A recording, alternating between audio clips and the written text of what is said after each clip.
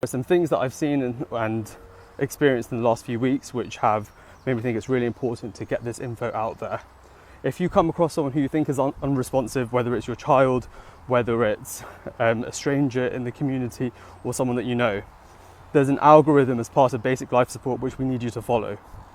This means we go for DRS-ABC. This means Doctors ABC. This stands for danger, response, shout for help, airways, breathing, circulation. Danger, we need to make sure it's safe to approach. There's no point in us getting injured whilst trying to save someone else's life. We clear the area, we make sure it's safe to approach, we approach the person that we think is unconscious. We check for a response. By doing this, we want to shout their name, say, "Can you hear me?" Give them a shake, give them a squeeze of the trapezius muscle, which is here. If there's no response, we then shout for help. We then look at their airways, breathing and circulation. By doing this, we want to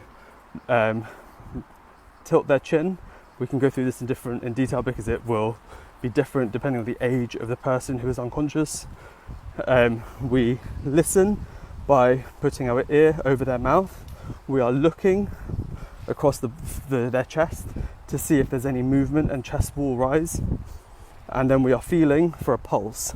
Now we can either feel for a brachial pulse, which is here, or a carotid pulse, which is here. Depends on the size of the person and whether they're a baby or an adult.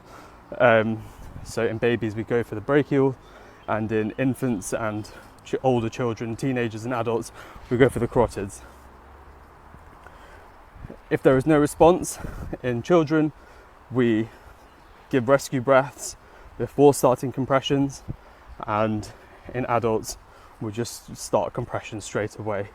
Now this is because in children it's more likely that they are not breathing because of a respiratory cause, and we need to try and fix their lungs before we start tackling their heart, whereas in adults it's more likely that it's a problem with their heart, so we just want to get that heart beating again as quickly as possible. If you would like some more info about this, hit me up in the comments and we can go through each step and break it down a little bit further.